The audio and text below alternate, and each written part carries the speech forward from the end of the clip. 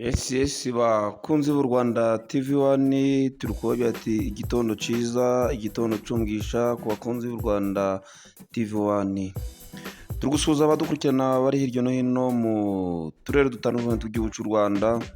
Hari abadukurikirana bari mu karere ka Rulindo, hari abadukurikirana bari mu karere ka Musanze, hari abadukurikirana bari mu karere ka Burera, mu karere ka Gicumbi aho tuzi ko dukurikirana, abadukurikirana mu ntara y'Iburasirazuba mu turere dutandukanye twa Nyagatare, za Kayonza na za Gatsibo aho tuzi ko dukurikirana, abadukurikirana mu ntara y'Amajyepfo, za Gisagara, za Huye ndetse na Muhanga, n'ahandi tuzi ko dukurikirana mu ntara y'Iburengerazuba, Rubavu, Nyabihu, za Karongi ndetse na za Nyamasheke, aho se tuzi ko badukurikirana, haradukurikirana bari mu ntara n'umujyi wa Kigali, Kicukiro, Nyarugenge ndetse na Gasabo, aho tuzi ko badukurikirana.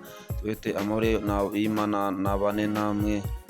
Dukomeza amakuru y'imikino y'umuntu tutaza kwibanda muri shampiyona y'u Rwanda yari yakomeje kuri uyu mugoroba kwa gatanu. Kuba n'indi mikino rwose iraza kuba uyu munsi mu makuru y'imikino, kandi tuza kunyarukira mu mugabane w'Uburayi, naho muzi ko tubagererayo uburyo amashampiyona ku mugabane y'Uburayi byaraye bigenze, turaza kubibabwiraho nabyo. Uko nyamuneka mudukorere subscribe, mukoresha ndetse na comment kugira ngo u Rwanda TV1 rukomeze kwaguka, u Rwanda TV1 rukomeze kubagezaho amakuru nyayo y'imikino kandi yizewe.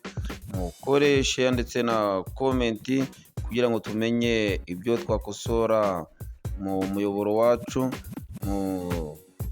kandi rwose notification kugira ngo igihe dushyire ikiganiro tujye tubona, muje mutamubona ibiganiro by'u Rwanda TV1 rubagezaho, kandi mukomeze kubyishimira.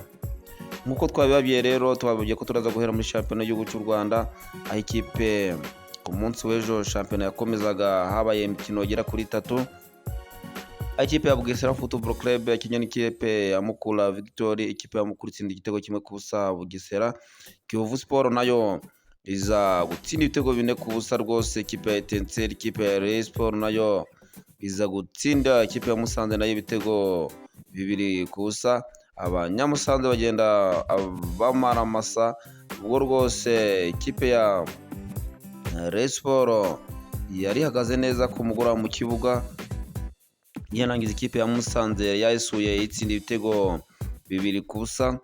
Inshuti bakunzi b'u Rwanda TV1 rero, kuri uyu mugoroba ikipe ya Rayon Sport akaba ari mumwe mu makipe yari akeneye amanota mu gihugu cy'u Rwanda.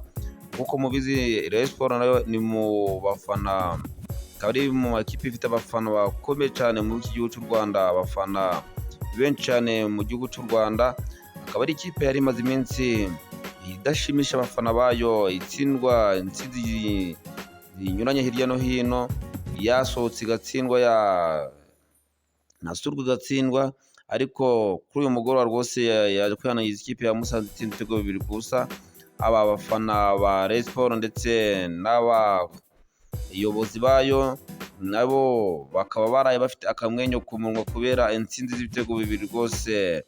Ikipe ya Rayon Sport yaje kwisengerera ikipe ya Musanze Football Club y'i Musanze, nuko Kiyovu Sport nayo imaze iminsi nayo itsindwa, nayo itsinda Etincelle ibitego 4 ku busa, nayo iraresimishije abafana bayo ndetse n'abakunzi bayo.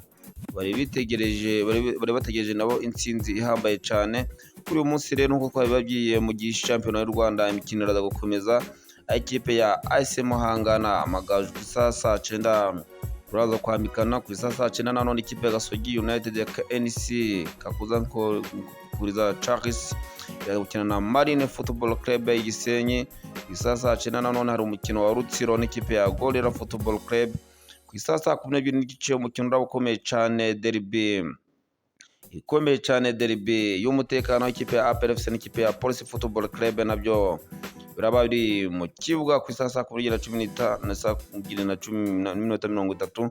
Tukaba tukurarikira abafana b'amakipe yombi, haba abafana ba APR FC ndetse n'abafana ba Police Football Club, kugira ngo rwose bitabire umukino uraza kubera kuri Kigali PLC Stadium.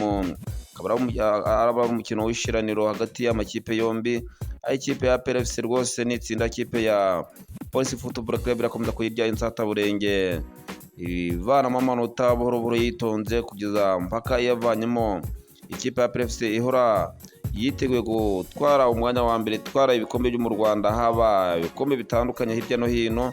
Ikaba rwose uyu munsi ari amakipe araba yiteguye gukina hagati y'ikipe ya APR FC ndetse n'ikipe ya Police Football Club Rwanda, akaba ariyo na n'ubu ngubu ikomeje kuba ku rutonde rwa shampiyona mu gihugu cy'u Rwanda. Ikipe ya Police Football Club ikaba nayo yiteguye kugira ngo irebe uburyo iratsinda ikipe ya APR FC cyangwa se ikipe ya APR FC ikayitsinda. Ikipe ya Police Football Club ikaba isumbye ikipe ya APR FC amanota 4 gose. Urabona itsinze uyu munsi umukino umwe gusa. Ikipe ya Police Football Club yabisumbye ikipe ya APR FC inota rimwe, ariko haraza guca uwambe hagati y'ikipe ya APR FC n'ikipe ya Police Football Club. Nkuko ikipe ya Sport nayo yazamutse isumbya inota rimwe n'ikipe ya APR FC, nayo ikaba yisumbye inota rimwe rwose. Ikipe ya APR FC ikaba ifite amanota 18, ikipe ya Sport ikaba ifite amanota 17. Urumva ikinyarano kiri hagati y'ikipe ya Police Football Club ndetse n'ikipe ya APR FC ndetse na Gasogi United na Rayon Sport, akaba ari amanota makeya cyane kuva ku kipe ya mbere Police Football Club kugeza ku kipe ya ikipe ya gatandatu Musanze Football Club, akaba ari mu kinyarano cy'amanota makeya cyane rwose hagati y'ikipe ya Police Football Club ndetse na Musanze. Ukabona ni amanota kaba kuri 6 hagati y'ikipe ya APR FC ndetse na Police Football Club, akaba ari amanota 4. Ukabona ibintu biri gukomeza kugenda biryoha neza mu shampiyona y'igihugu cy'u Rwanda, aho amakipe rwose akomeje kwigaragaza, ndetse urebye n'amakipe yo muri Sudani nayo akomeje kugenda azamuka buhoro yitonze. Ikipe ya Al Ahly Omdurman ikaba ifite umwanya wa 15, ikaba ikomeje kuzamuka n'amanota 7. Ikaba rwose yari amakipe akomeje kugenda afite nayo ubushake gukina shampiyona y'u Rwanda, kandi ukabona atangiye gukina ari amakipe akomeje kugenda yishimira shampiyona y'u Rwanda uburyo yayiryoheye, haba ikipe yo muri Sudani, haba ikipe El Hilal Omdurman ndetse na El Merreikh, akaba ari amakipe akomeje kugenda nayo anezezwa n'uburyo ari gukina shampiyona yo mu gihugu cy'u Rwanda. Kuko twabibabwiye rero, uyu munsi amashampiyona akomeza ku mugabane w'Uburayi, aho nkuko yakomeje nako kuri mugoroba ikipe mu gihugu cya Espagne, ikipe ya Real Avellaneda yanganyije ubusa na March. Mu gihugu cy'Ubudage Mayande 0-5 yakinye na Borussia Mönchengladbach itsinda igitego kimwe ku busa. Mayande 0-5. Mu gihugu cy'Ubufaransa Brest nayo yatsinda igitego kimwe ku busa ikipe ya AS Monaco. Ikipe ya Lille nayo itsinda igitego kimwe ku busa ikipe ya Marseille. Uyu munsi kuri wa gatandatu ikipe ziradukomeza mu gihugu cy'Ubwongereza, aho mu ikipe ku isaha 8:30 ikipe ya Aston Villa kwakira ikipe ya Arsenal. Isaha 10 AS Bournemouth na Chelsea nabyo biri mu kibuga. Isaha 11 nanone ikipe ya Everton na Nottingham Forest nabyo biraba biri mu kibuga. Ku isaha 11 nanone ikipe ya Manchester City nayo na Sunderland nabyo biraba biri mu kibuga. Ikipe ya Newcastle United na Burnley ku isaha 11 nabyo biraba biri mu kibuga. Ku isaha 11 nanone Tottenham Hotspur na Brentford nabyo biraba biri mu kibuga. Ku isaha 8 ikipe ya Leeds United na Liverpool nabyo biraba biri mu kibuga. Ku isaha mu gihugu cya Espagne naho ku isaha 9 Villarreal na Getafe. Ku isaha ya 11 nanone na 15 Deportivo Alaves na Real Sociedad nabyo biraba byageze mu kibuga.